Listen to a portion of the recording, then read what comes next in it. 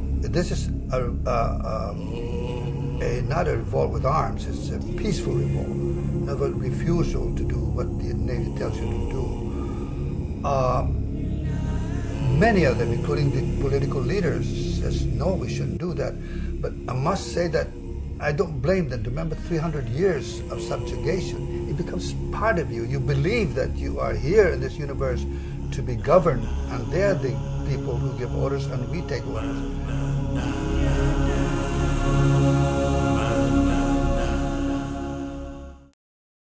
Prior to the age of the 9th Guam Congress, tensions had been slowly brewing between the people of Guam and the Navy since the signing of the Treaty of Paris of 1898 after the Spanish-American War. Placed under a largely autocratic government, attempts to assimilate a people through various mandates known infamously as the Naval Executive Orders became subjects of discontent, for they authorized rampant land seizures, discriminatory wages, and unethical acts of government. Throughout half a century of naval rule, movements towards the rights of the Chamorro people have been carried out by high-minded leaders and activists. Among them were Willis Bradley, a naval governor who sought the creation of a Guam Bill of Rights in 1933, and Francisco Leon Guerrero, who lobbied in Washington, D.C. in 1936 after Congress had passed the Tydings-McDuffie Act, which subsequently granted independence to the Philippines. In the wake of the post-war era, the political struggle would take on a new course when Charles Pownall assumed role as naval governor of Guam in 1946, simultaneously to his reopening of the administrative body known as the Guam Congress, continuing with its 8th installment. Like past petitions, the request for an Organic Act to provide citizenship was petitioned by the 8th Guam Congress in January of 1947. However, after the Hopkins study by Secretary of Defense James Forstall and his department and its proposal by Senator Crawford in the House of Representatives, it was never signed into law. All endeavors for unalienable rights and liberties were likewise reduced into a state of obscurity. In order to have their actions testified, their voices had to be heard. The pinnacle of the political struggle would take place in September of 1948, when the 9th Guam Congress came into session for the first time. The 9th Guam Congress became the manifestation of the feelings towards self-governance in this time of political uncertainty. This unified body of 36 members in the House of Assembly and 15 members in the House of Council became pivotal in ensuring the posterity of self-governance on the island of Guam. Unlike previous Guam Congresses, in 1948, Charles Pownall, along with the Secretary of the Navy John L. Sullivan, declared that the 9th Guam Congress was to be given the power to approve laws and to create them as well. At first it was seen as a benevolent effort, but in time their privilege became a matter of indifference. In the beginning of 1949, the 9th Guam Congress had stumbled upon a situation testing the validity of their position. On the subject of this, a case erupted over a mandate enacted by the governor stating that only a permanent resident on the island of Guam can procure a business license. However, this issue took rise with the infamous case of Abe Goldstein, a Navy clerk who evidently operated business on Guam through financing a clothing store using Guamanian frontmen. The conflict further intensified when he denied to answer to a subpoena enacted by the Guam Congress. With that, the Guam Congress had ordered a warrant for Goldstein's arrest and for him to be sent to trial. Hearing of this, Governor Pownall removed their warrant, and he advised Antonio B. Wampat, the House Speaker, to inform his colleagues that the issue shall be dealt with by his administration. He even declared that they did not have the jurisdiction to call for a subpoena on any U.S. citizen. This confrontation defied the integrity of the Guam Congress and their legitimacy as an administrative office. With growing feelings of strife, it had become imminent for the 9th Guam Congress to carry the grievances of the people and enforce the bill to provide an Organic Act and civil government for the island of Guam in their 15th regular session. The 9th Guam Congress, so eager for change, had sent their request off to Capitol Hill. In awaiting action from Washington, D.C., House of Assembly member Antonio C. Cruz issued a declarative motion to disband from their duties, beginning what was to be known as the pivotal Guam Congress walkout on March 5, 1949. This event was a collective act of leadership and all members unanimously chose to deny the power of the naval government that has watched over the island for decades. It was a prominent act of open insubordination, an act that was in their hearts and minds, ethically just and prudent. Members had been aware, due to past experiences, that their actions would remain futile if there was a minimal amount of coverage on the situation.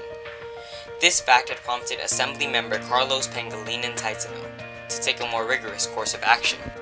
Shortly after the Congress had walked out, Titano by radiogram had relayed the distress of the Guam Congress and the people under Pauno to reporters from the Associated Press and the United States Press International. In time, the news had been imprinted on well-known news sources, such as the Washington Post, the Honolulu Star Bulletin, and the New York Times. It had put a national spotlight on the island and their grievances, for it was now heard by the people of the United States. The political struggle could not be ignored any further.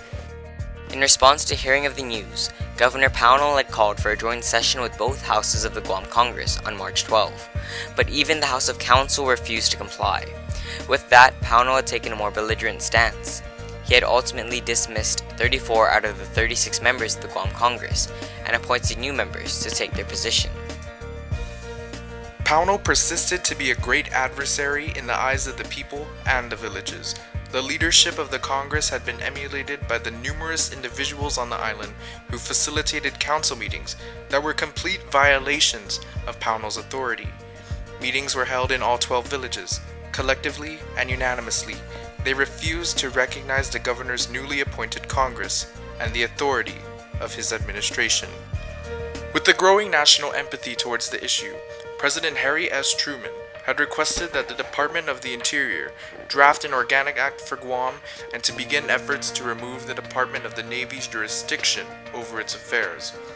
He had even requested for the 81st Congress and the United States Judicial Conference to review the draft Organic Act for the island.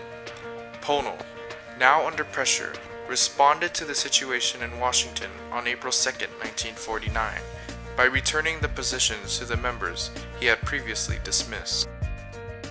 While Washington was carrying out the processes for creating the Organic Act, in May, Assembly Speaker Antonio B. Wampat, Francisco B. Leon Guerrero, Council Member Concepcion Barrett, and Council President Balthazar J. Bordalio lobbied in Washington, D.C.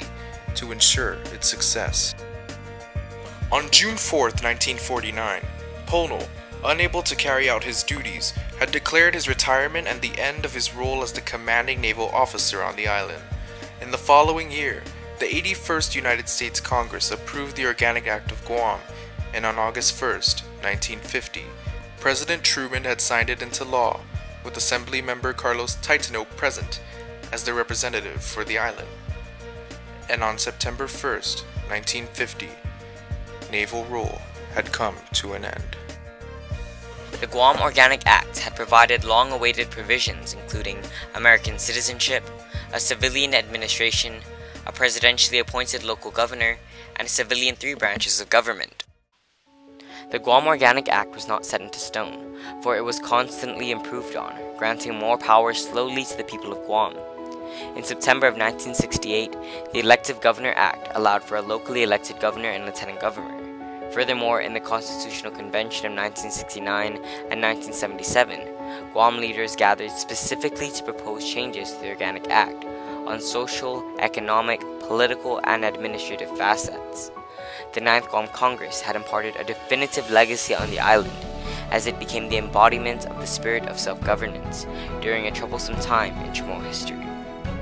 The intense labor and sacrifice spared by the 9th Guam Congress has not dissipated since. From their efforts came a total of 13 local governors, 33 Guam legislatures, and 64 years of local governance on the island. In addition to that, the effects of the walkout have sparked a political ideology that has been carried throughout the later history of the island. This ideology is shown today through a plethora of political movements under numerous organizations, like the Organization for People's Indigenous Rights and the Commission on Self-Determination.